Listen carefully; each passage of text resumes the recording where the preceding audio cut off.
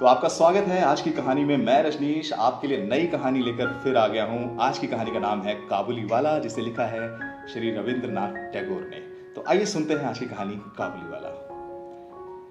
मेरी 5 वर्ष की छोटी लड़की मिनी से पल भर भी बात किए बिना नहीं रहा जाता। दुनिया में आने के बाद भाषा सीखने में उसने सिर्फ 1 ही वर्ष लगाया होगा। उसके बाद से जितनी देर तक सो नहीं पाती है, उस समय तक एक पल भी वो चुप्पी में नहीं होती। उसकी माता बहुत डांट फटका कर उसकी चलती हुई जुबान बंद कर देती है, फिर भी मुझसे ऐसा नहीं होता। मिनी का मौन मुझे ऐसा अस्वाभाविक सा प्रतीत होता है कि मुझसे वो अधिक देर तक ना सहा नहीं जाता। यही कारण है कि मेरे साथ उसके भावों का आदान प्रदान कुछ अधिक उत्साह के साथ होता रहता है। सवेरे मैंने अपने उपन्यास के 17वें अध्याय में हाथ लगाया ही था कि इतने में मिनी ने आकर कहा, बाबा, रामदयाल दरबान कल काका को कौवा कहता था। वो कुछ भी नहीं जानता है ना बाबा? विश्व की भाषाओं की विभिन्नता के विषय में मेरे कुछ बताने से पहले ही उसने दूसरा प्रतंग छोड़ दिया। बाबा, भोला कहता था आकाश मुंह से पानी फेंकता है, इसी तरह से वर्षा होती है। अच्छा बाबा, भोला झूठ मूठ कहता है ना? खाली बकबक किया करता है, दिन रात बकता रहता है। इस विषय में मेरी राय की तनिक भी राह न देखकर वो चट से धीमे स्वर में एक जटिल प्रश्न पूछ बैठती। बाबूजी, माँ तुम्हारी कौन लगती है? उसके इस प्रश्न का उत्तर देना किसी भंवर में फंसने के बराबर था, इसलिए मैंने उसका ध्यान हटाने के लिए कहा, मिनी, तू जा भोला के साथ खेल, मुझे अभी काम है। अच्छा। तब उसने मेरी मेज के साथ मेरे पैर के पास बैठकर अपने दोनों घुटने और हाथों को हिला हिलाकर बड़ी शीघ्रता से मुंह चलाकर अटकन बटकन दही चटा के कहना आरंभ कर दिया। जबकि मेरे उपन्यास के अध्याय में प्रताप सिंह उस समय कंचनमाला को लेकर रात के गहरे अंधेरे में बंदी गृह के ऊंचे झरोकों के नीचे कलकल करती हुई सरिता में कूद रहा था। मेरा घर सड़क के किनारे पर था। सहसा मिनी अपने अटकन बटकन को छोड़कर कमरे के खिड़की के पास दौड़ गई और जोर जोर से चिल्लाने लगी, काबुली वाला, ओ काबुली वाला। मैले कुचैले ढीले कपड़े पहने, सिर पर साफा बांधे, कंधे पर सूखे फलों की मैली झोली लटकाई, हाथ में अंगूरों की कुछ पिटरियां लिए एक लंबा तगड़ा सा काबुली धीमी सी चाल से सड़क पर जा रहा था। उसे देखकर मेरी छोटी बेटी के हृदय में कैसे भाव उदय हुए ये बताना असंभव है। उसने जोरों से पुकारना शुरू किया। मैंने सोचा अभी झोली कंधे पर डाले सर पर एक मुसीबत आ खड़ी होगी और मेरा 17वां अध्याय आज यहाँ अधूरा रह जाएगा। किंतु मिनी के चिल्लाने पर जो ही काबुली ने हंसते हुए उसकी ओर मुंह फेरा और घर की ओर बढ़ने लगा, त्यों ही मिनी भय खाकर भीतर भाग गई। फिर उसका पता ही नहीं लगा कि वो कहाँ छिप गई। उसके छोटे से मन में वो अंधविश्वास बैठ गया था कि उस मैली कुचैली झोली के अंदर ढूंढने पर उस जैसी और भी जीती जागती बच्चियां निकल सकती हैं। इधर काबुली ने आकर मुस्कुराते हुए मुझे सलाम किया। मैंने सोचा वास्तव में प्रताप सिंह और कंचनमाला की दशा अत्यंत संकट पात्र है। फिर भी घर में बुलाकर इससे कुछ ना खरीदना अच्छा ना होगा, तो कुछ सौदा खरीदा गया। उसके बाद मैं उससे इधर उधर की बातें करने लगा। आखिर में उठकर जाते हुए उसने अपनी मिली जुली भाषा में पूछा, बाबूजी, आपका बच्ची कहाँ है?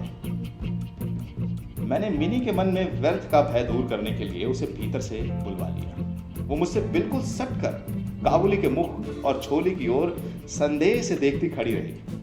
काबुली ने झोली में से किशमिश और खुबानी निकाल कर देना चाहा, पर उसने नहीं लिया और दुगने संदेह के साथ मेरे घुटनों से लिपट गई। काबुली वाले से उसका पहला परिचय इस प्रकार हुआ। इस घटना के कुछ दिन बाद एक दिन सवेरे मैं किसी आवश्यक कार्यवश बाहर जा रहा था। देखो तो मेरी बेटियां दरवाजे के पास बेंच पर बैठी हुई काबुली से हंस हंस कर बातें कर रही है और काबुली उसके पैरों के समीप बैठा बैठा मुस्कुराता हुआ उन्हें ध्यान से सुन रहा है और बीच बीच में अपनी राय मिली जुली भाषा में व्यक्त करता जाता है।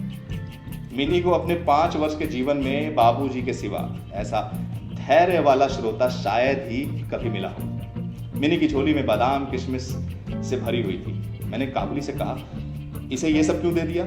अभी कभी मत देना, कहकर कुर्ते की जेब से एक अठन्नी निकालकर उसे दी। उसने बिना किसी हिचक से वो अठन्नी लेकर अपनी झोली में रख ली। कुछ देर बाद घर लौट कर देखता हूं तो उस अठन्नी ने बड़ा भारी बवाल खड़ा कर दिया है।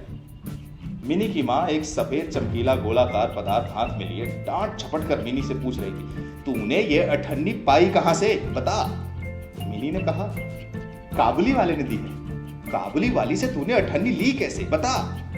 मिनी ने रोने का उपक्रम करते हुए कहा, मैंने मांगी नहीं थी, उसने आप ही दे दी है। मैंने जाकर मिनी को अकस्मात मुसीबत से रक्षा की और उसे बाहर ले आया। पूछने पर मालूम हुआ कि इस दौरान में काबुली वाला रोज आता रहा है और पिस्ता बादाम की रिश्वत देकर मिनी के छोटे से हृदय पर बहुत अधिकार कर लिया है। जैसे मेरी बिटिया रहमत को देखते ही हंसती हुई पूछती, काबुली वाला, ओ काबुली वाला, तुम्हारी झोली के भीतर क्या है। काबुली, जिसका नाम रहमत था, एक अनावश्यक चंद्र बिंदु जोड़कर मुस्कुराता हुआ उत्तर देता, हाँ बिटिया। उन दोनों मित्रों में और भी एक आध बात प्रचलित थी। रहमत मिनी से कहता, तुम ससुराल कभी नहीं जाना। अच्छा, हमारे देश में लड़कियां जन्म लेते ही ससुराल सबसे परिचित रहती है, किंतु हम लोग कुछ नई पीढ़ी होने के कारण इतनी सी बच्ची को ससुराल के विषय में विशेष ज्ञानी नहीं बना सके थे। सो रहमत का अनुरोध वो स्पष्ट रूप से समझ नहीं पाती थी। उल्टे वो रहमत से पूछती, तुम ससुराल जाओगे। रहमत अपना जबरदस्त घूंसा तान कर कहता, हम ससुर को मारेगा। सुनकर मिनी ससुर नामक किसी अनजाने जीव की दुर्व्यवस्था की कल्पना करके खूब हंसती। मिनी की माँ बड़ी वहमी तबीयत की है।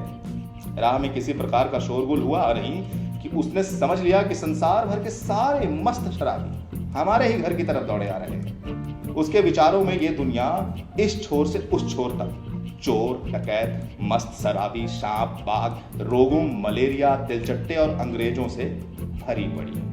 इतने दिन हुए इस दुनिया में रहते हुए भी उसके मन में ये रोग दूर नहीं हुआ। रहमत काबुली की ओर से भी वो पूरी तरह निश्चिंत नहीं थी। उस पर विशेष नजर रखने के लिए मुझे बार बार अनुरोध करती रहती। जब मैं उसके शक को परिहास के आवरण से ढकना चाहता तो मुझसे एक साथ कई प्रश्न पूछ बैठती। क्या कभी किसी का लड़का चुराया नहीं गया? क्या काबुल में गुलाम नहीं बिकते? क्या एक लंबे तगड़े काबुली के लिए एक छोटे बच्चे का उठा ले जाना असंभव है? वगैरह वगैरह। मुझे मानना पड़ता कि ये बात बिल्कुल असंभव ही नहीं है। भरोसा करने के लिए शक्ति सब में समान नहीं होती। सोमिनी की माँ के मन में भय ही रह गया, लेकिन केवल इसलिए भी बिना किसी दोष के रहमत को अपने घर में आने से मना न कर सका। हर वर्ष रहमत माघ मास में अपने देश लौट जाता है। इस समय वो अपने व्यापारियों से रुपया पैसा वसूल करने में तल्लीन रहता है। उसे घर घर दुकान दुकान घूमना पड़ता है। फिर भी मिनी से उसकी भेंट एक बार अवश्य हो जाती है। देखने में तो ऐसा लगता था कि दोनों के मध्य किसी षड्यंत्र का श्री गणेश हो रहा है। जिस दिन वो सवेरे नहीं आ पाता, उस दिन देखूं तो वो शाम को हाजिर है। अंधेरे में कोने में उस ढीले ढाले जामा पजामा पहने झोली वाले लंबे तगड़े आदमी को देखकर सचमुच ही मन में अचानक सा भय पैदा हो जाता है। लेकिन जब देखता हूं कि मिनी ओ काबुली वाला पुकारती हुई हंसती हंसती दौड़ी आती है ना, तो दो अलग अलग आयु के असम मित्रों में वही पुराना हास परिहास चलने लगता है। तब मेरा सारा हृदय खुशी से नाच उठता है। एक दिन सवेरे मैं अपने छोटे कमरे में बैठा हुआ नई पुस्तक के प्रूफ देख रहा था। जाड़ा विदा होने से पूर्व आज 2 दिन खूब जोरों से अपना प्रकोप दिखा रहा है। जिधर देखो उस जाड़े की ही चर्चा है। ऐसे जाड़े पाले में खिड़की में से सवेरे की धूप मेज के नीचे मेरे पैरों पर आ पड़ी। उसकी गर्मी से मुझे अच्छा प्रतीत होने लगा। लगभग 8 बजे का समय होगा। सिर से मफलर लपेटे हुए उषा चरण सवेरे सैर करके अपने घर की तरफ लौट रहे थे। ठीक उसी समय राह में एक बड़े जोर का शोर सुनाई दिया। देखूं तो अपने रहमत को 2 सिपाही बांधे लिए जा रहे हैं। उनके पीछे बहुत से तमाशाई बच्चे झुंड चलाकर आ रहे हैं। रहमत के ढीले ढाले कुर्ते पर खून के दाग हैं और एक सिपाही के हाथ में खून से लथपथ छुरा। मैंने द्वार के बाहर निकलकर सिपाही को रोक लिया। पूछा, क्या बात है? कुछ सिपाही से और कुछ रहमत से सुना कि हमारे एक पड़ोसी ने रहमत से रामपुरी चादर खरीदी थी। उसके कुछ रुपए उसकी ओर से बाकी थे, जिन्हें देने से उसने साफ इनकार कर दिया। बस इसी बात पर दोनों में बात बढ़ गई और रहमत ने छुरा निकालकर घूम दिया। रहमत उसे झूठे बेईमान आदमी के लिए पता नहीं क्या क्या सुना बैठा। इतने में काबुली वाला, ओ काबुली वाला पुकारती हुई मिनी घर से निकल आई। रहमत का चेहरा क्षण भर के लिए कौतुक हास्य से चमक उठा। उसके कंधे पर आज झोली नहीं थी। सो झोली के बारे में दोनों दोस्तों की अभ्यस्त आलोचना न चल सकी। मिनी ने आते ही पूछा, तुम ससुराल जाओगे? रहमत ने प्रफुल्लित मन से कहा, हाँ वहीं जा रहा हूँ। रहमत ताड़ गया कि उसका यह जवाब मिनी के चेहरे पर हंसी ना ला सकेगा, और तब उसने हाथ दिखाकर कहा, ससुर को मारता पर क्या करूं, हाथ बंधे हुए। छुरा चलाने के जुर्म में रहमत को कई सालों का कारावास मिला। रहमत का ध्यान धीरे धीरे मन से बिल्कुल उतर गया। हम लोग अब अपने घर में बैठकर सदा के लिए अभ्यस्त होने के कारण नित्य के काम धंधों में उलझे हुए दिन बिता रहे थे। तभी एक स्वाधीन पर्वतों पर घूमने वाला आदमी कारागार की प्रचीरों के अंदर कैसे वर्ष पर वर्ष काट रहा होगा, ये बात हमारे मन में कभी उठी ही नहीं। मिनी ने सहज ही अपने पुराने मित्र को भूलकर पहले तो नबी सईस के साथ मित्रता जोड़ी। फिर जैसे जैसे उसकी वयोवृद्धि होने लगी वैसे वैसे सखा बदले। एक के बाद उसकी सखियां जुटने लगी, और तो क्या, वो अपने बाबा के लिखने के कमरे में भी दिखाई नहीं देती। मेरा तो एक तरह से उसके साथ नाता ही टूट गया है। कितने ही वर्ष बीत गए, वर्षों बाद आज फिर शरद ऋतु आई। मिनी की सगाई की बात पक्की हो गई। पूजा की छुट्टियों में उसका विवाह हो जाएगा। कैलासा वासनी के साथ साथ सब अब की बार हमारे घर भी आनंदमयी मिनी माँ बाप के घर में अंधेरा करके ससुराल चली जाएगी। सवेरे सूर्यदेव बड़ी सज धज के साथ निकले। वर्षों के बाद शरद ऋतु की ये नई धवल धूप सोने के सुहागे का काम दे रही। कलकत्ता की सकरी गलियों से परस्पर सटे हुए पुराने टूटे फूटे घरों के ऊपर भी इस धूप की आभा ने एक प्रकार का अनोखा सौंदर्य बिखेर दिया है। हमारे घर पर सूर्यदेव के आगमन से पूर्व ही शहनाई बज रही है। मुझे ऐसा प्रतीत हो रहा है जैसे ये मेरे हृदय की धड़कनों में से रो रो कर बज रही है। उसकी करुण भैरवी रागनी मानो मेरी विच्छेद पीड़ा को जाड़े की धूप के साथ सारे ब्रह्मांड में फैला रही है। मेरी मिनी का आज विवाह है। सवेरे से घर भवंडर बना हुआ है। हर समय आने जाने वालों का तांता बंधा हुआ है। आंगन में बांसों का मंडप बनाया जा रहा है। हर एक कमरे में और बरामदे में झाड़ फुनास लटकाए जा रहे हैं और उनकी टक टक की आवाज मेरे कानों में आ रही है। मैं अपने लिखने पढ़ने के कमरे में बैठा हुआ हिसाब लिख रहा था। इतने में रहमत आया और अभिवादन करके खड़ा हो गया। पहले तो मैं उसे पहचान न सका। उसके पास न तो झोली थी, न पहले जैसे लंबे लंबे बाल, और चेहरे पर पहले जैसी दिव्य ज्योति ही थी। अंत में उसकी मुस्कान देखकर मैं पहचान सका कि वो रहमत है। मैंने पूछा, क्यों रहमत, कब आए? उसने कहा, कल शाम को जेल से छूटा हूं। सुनते ही उसके शब्द मेरे कानों में खट से बज गए। किसी खूनी को मैंने कभी आंखों से नहीं देखा था। उसे देखकर मेरा सारा मन एकाएक सिकुड़ सा गया। मेरी यही इच्छा होने लगी कि आज इस शुभ दिन में वो इंसान यहाँ से टल जाए तो अच्छा है। मैंने उसे कहा, आज हमारे घर में कुछ आवश्यक काम है, सो आज मैं उसी में लगा हूं। आज तुम जाओ, फिर आना। मेरी बात सुनकर वो उसी क्षण जाने को तैयार हो गया, पर दरवाजे के पास आकर कुछ इधर उधर देखकर बोला, क्या बच्ची को थोड़ा देख नहीं सकता? शायद उसे ये विश्वास था कि मिनी अभी तक वैसी बच्ची बनी है।